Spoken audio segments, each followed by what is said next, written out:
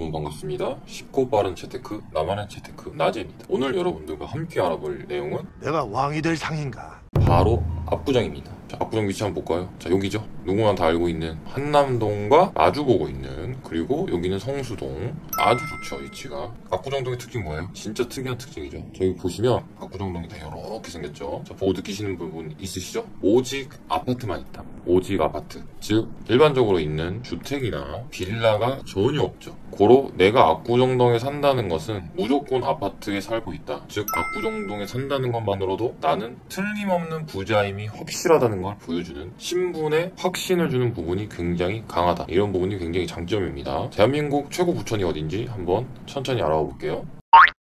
우선 대한민국 최고 부천이 압구정이면 틀림없지만 이제 그에 상응한 지역들을 한 번씩 알아봐야 되겠죠. 빠르게 한번 확인할게요. 자, 첫 번째, 요즘 가장 비싼 동네죠. 반포동. 자, 앞으로 리버파크가 있죠. 그리고 그 옆에 한창 재건축 재개발 중이죠. 자, 잠원동. 그리고 오늘의 핵심 압구정. 그 옆에 청담동, 부촌의 상징과도 같은 청담동. 자, 그리고 삼성동. GBC로 핫하죠. GTX 등으로 핫한 삼성동. 그리고 이제는 우리도 강남 1군에 끼고 싶다. 잠실. 네, 그리고 이천동. 자, 여기서는 이천동은 아직까지는 동부 이천동만, 서부 이천동은 약간 아직은 아쉬울 수 있다. 그리고 자타가 공인하는 최고의 부촌 한남동. 마지막 성수 전략 정비구역이라고 불리고 있죠. 성수동. 연예인들에게 가장 핫한 동네죠. 신흥 부촌. 그 중에서 대장은 어디다? 압구정이다. 강남을 필두로 한 모든 부자들은 다 압구정을 들어가고 싶어 합니다. 물론 한남동 같은데 이제 전원주택처럼 살고 싶은 분들도 있긴 한데, 그런 소수의 분들을 제외한 대부분의 분들은 압구정을 극도로 선호한다. 자, 그러면 압구정이 어떻게 생성됐나? 압구정의 유래부터 간단하게 알아볼게요. 자, 압구정동은 다 필요 없고 한 명의 이 사람만 기억하면 돼요. 드라마 많이 보신 분들 또는 국사 열심히 하신 분들은 한 번쯤 들어봤을 법한 이름이죠. 자, 어떻게 유래됐냐? 뭐 예를 압구정의 주인이 이렇게 나오죠. 여기서 딱 한 줄만 보면 돼요. 요거. 대한민국 최고의 부촌인 압구정의 이름은 한 명의, 아까 그 양반이죠, 갈매기가 못한다는 한강에 지은 정자에서 유래를 했다. 즉 이게 미국으로 따지면 케네디동, 워싱턴동, 약간 이런 느낌이에요. 그런 느낌이다. 그만큼 이 사람이 대단했죠. 왜? 자, 문종, 그 다음 단종, 세종, 예종, 성종까지 무려 왕만 5명을 보필한 시대의 권력가였다. 대단한 양반이죠. 좋게 말하면 권력가, 나쁘게 말하면 국회의원으로 따지면 한 5선 이상 해먹은 거예요. 자, 여기까지는 압구정의 이름의 유래, 압구정이 왜 이게 압구정이 됐냐, 좀 특이했죠. 보통은 뭐 삼성동, 반포동 약간 이런 뜻인데 얘네가 왜 색을 짤까? 라는 의문을 많이 하시는 분들이 있어서 제가 짧게나마 정리를 해드렸고요. 자, 이제부터는 압구정이 어디를 알아야 되냐 중요하죠. 자, 압구정은 크게 1구역부터 6구역까지 있습니다. 그 중에서 여러분들이 아셔야 될 건 여기 4개 구역이에요. 요 4개 구역이 바로 그 유명한 신속통합계획 신통입니다. 신통에 이렇게 4개 구역이 지정됐다. 신현대, 구현대, 여기가 제일 대장급이죠. 원래는 여기가 최고 대장급이었지만 어쨌든 여기 이렇게 4개가 지정됐다라는 게 중요하죠. 자, 여기 보시면 이제 신현대죠. 9차, 11차, 12차로 이루어져 있는 신현대. 그리고 나머지 이제 빌라트부터 1차에서 7차까지, 그리고 10차, 13차, 14차까지 이루어져 있는 구현대. 그리고 현대 8차랑 한양이 섞여 있죠. 그리고 나머지 한양 1, 2차. 이렇게 해가지고 구역이 형성이 돼 있어요. 근데 여기서 여러분들이 보셔야 될 거는 여기 2개죠. 구현대와 신현대, 제일 대장급 입지들. 자, 기존에는 이전 서울시장 박원순 때는 재건축 힘들었어요. 왜냐면은 기본의 용적률도 높고 한강변에 층수 제한이 굉장히 셌거든요. 여기 보시면 이제 뭐 그게 풀렸죠. 신속 통합해준다. 이렇게 묶어서 이제 앞으로 잘 해주겠다. 어떻게? 공연 문화도 깔고 수상 레포츠도 하고 주변 조망도 하겠다. 근데 이거는 계획이에요. 이렇게 그대로 안 될 가능성도 꽤 있습니다. 협의 중이죠. 조합과 협의해야 돼요. 서울시가 무조건 사유재산이기 때문에 밀어붙일 수만은 없습니다.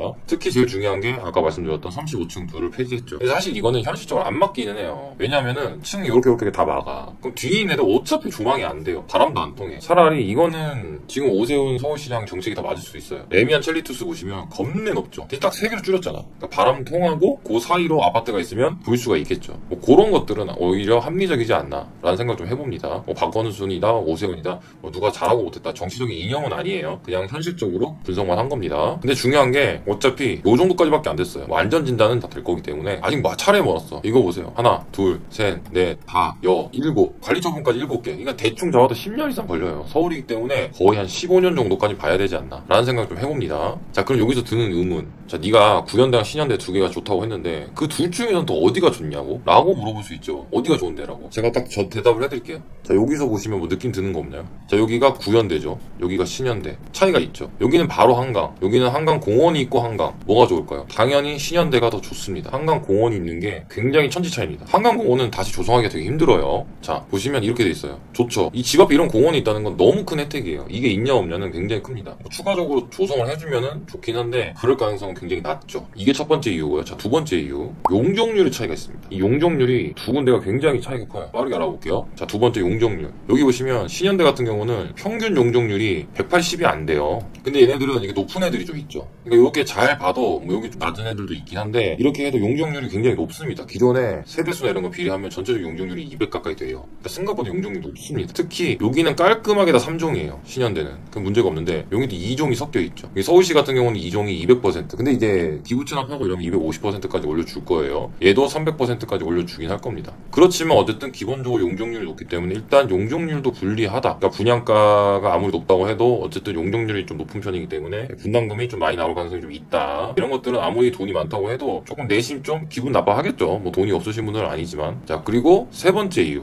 요거죠. 일명 서울 패싱 논란. 서울시를 패싱했죠. 이게 뭐냐면 여기 보시듯 얘네들은 다 300% 이하로 3종이기 때문에 해서 설계사무소를 선정을 했죠. 걔네들이 딱 300%에 맞춰서 왔어요. 300% 이하로 맞춰서 왔는데 얘네만 여기 랜드마크 권역이 있죠. 여기 현대백화점 주변으로 여기만 이제 종상향이 된 거예요. 준주거지로. 그러니까 요만큼만 400이고 나머지는 3종은 300, 2종은 250까지 해라. 여기 나오죠. 권역만 400 이하로 해라. 그리고 나머지 300, 그리고 250. 본래 용적률을 적용해버린 거예요. 그래서 평균이 3구역은 320%예요. 근데 이 설계사무소가 무려 360%를 만들어 온 거야.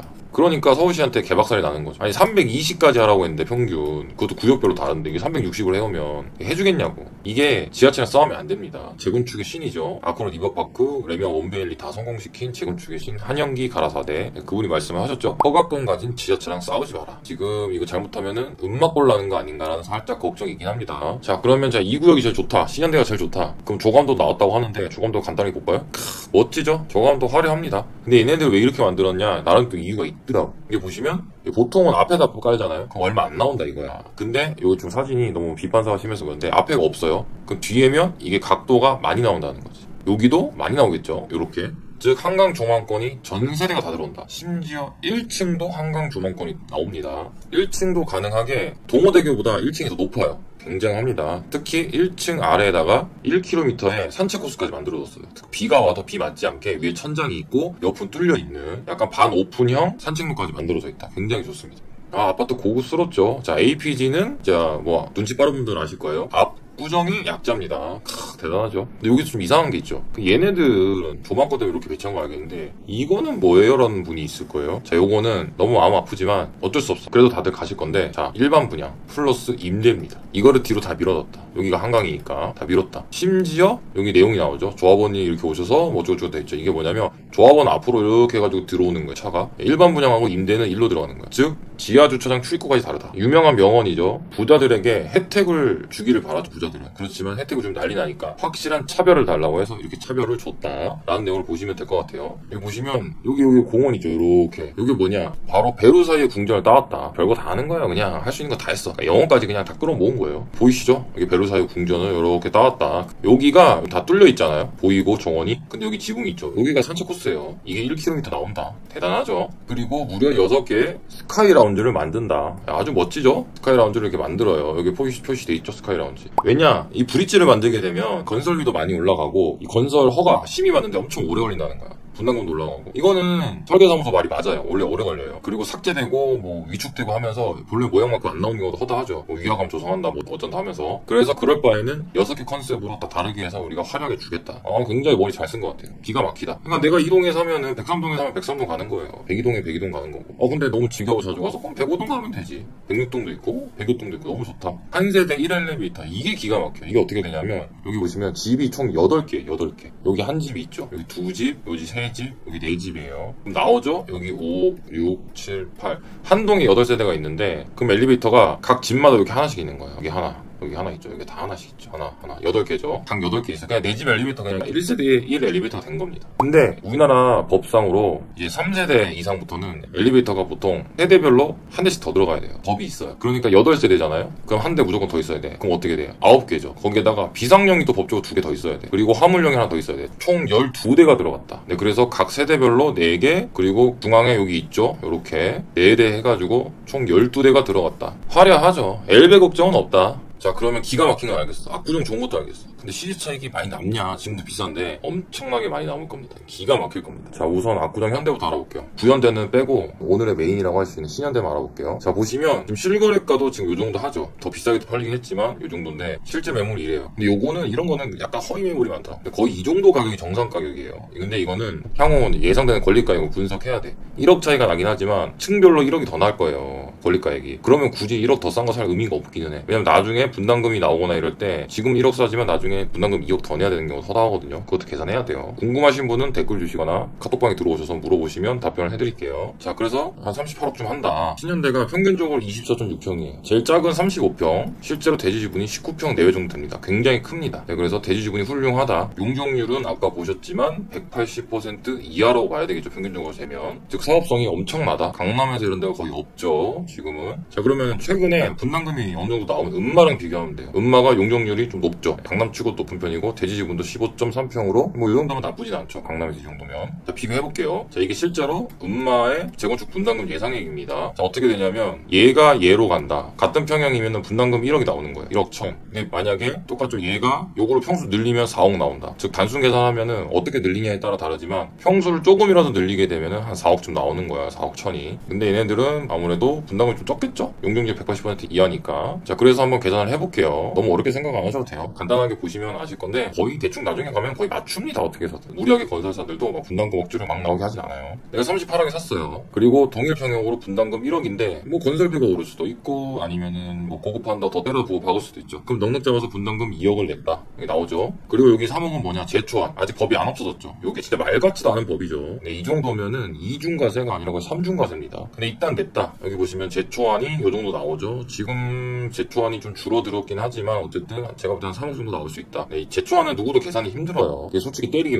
나름이라서. 그래서 한 3억 정도 예상해야 된다. 그러면 이제 한 43억 돼요. 매매가까지 합치면. 근데 신축 시세는 65분 된다. 왜? 여기 보시면 전용 면적이 112죠. 근데 지금 아크로 리버파크 신축으로 따지면 112가 45평 정도 되죠. 거의 같죠? 그래서 45평으로 평당 1억 5천으로 계산하면은 요 정도 나옵니다. 지금 실제로 반포가 약 1억 2천에서 1억 3천 정도 됩니다. 압구정이 이거보다 당연히 더 비쌀 가능성이 굉장히 크죠. 하다못해 더 신축일 테니까. 그럼 시세 차익이 얼마입니까? 최소 12억입니다. 최소 미니멈 12억이다. 대박이죠. 압구정에 집도 얻으면서 시세 차익이 12억 이상이 난다니까. 어마어마하죠. 참고로 로또가 많이 당첨되면 이제 한 주에 한 20명씩 될 때도 있어요. 그때 세금 떼면은 이제 요 정도밖에 안 나와요. 거의 로또 당첨된 수준이다. 자, 그러면 압구정 대형 평형으로 하면 어떻게 되냐? 당연히 수익률은 더 어마어마합니다. 드라마틱합니다. 한번 보고 갈게요. 자, 이제 50평이에요. 자, 55억쯤 하죠. 뭐 60억짜리도 있는데 55억을 할게요. 60억 해도 뭐 별 의미는 없습니다. 근데 전용 면적이 얘도 154죠. 거의 같죠? 그럼 신축되면은 62평이 되겠구나. 자, 55억에 사서 분담금 역시 아까처럼 또 2억 정도 같은 평형 받고. 자, 제초안 더 나올 수도 있죠. 시세 차이 크니까. 한 5억쯤 나온다 칠게요. 그럼 62억. 근데 신축 시세는 평당 1억 5천 하면 93억쯤 돼요. 시세 차익이 최소 30억이야. 근데 압구정이 대형 평수인데 50평이 넘는데 62평짜리죠 실제로. 근데 30억만 나오고 더 나오죠. 시세 차익은 제가 볼 때는 한 40억까지도 갈 수 있지만 여러 가지 보수적으로 봤을 때 30억 이상 나온다. 즉 압구정동에 새 집을 받으면서 시세 차익도 30억. 이 정도면은 강남의 꼬마 빌딩도 30억이면 살 수 있습니다. 보통 50억 정도를 꼬마 빌딩이라고 하는데 보통 빌딩 살 때 현금으로 다 안 사잖아요. 대출을 당연히 안 해야지. 레버리지를 안 쓰면 바보죠. 그러면 30억에 20억 대출 받으면 참고로 빌딩은 거의 90%도 대출 나올 때도 있기 때문에 그러면 빌딩도 살 수 있는 시세 차익이 나온다. 아주 훌륭하죠. 자, 그래서 압구정 재건축을 본 여러분들의 소감 뭘까요? 저는 이렇게 생각합니다. 돈이 깡패다. 자, 오늘의 결론 돈이 깡패다. 자, 다음 시간에는 반포를 한번 준비해볼까 해요. 그때 꼭 다시 만나요. 시청해주셔서 감사합니다.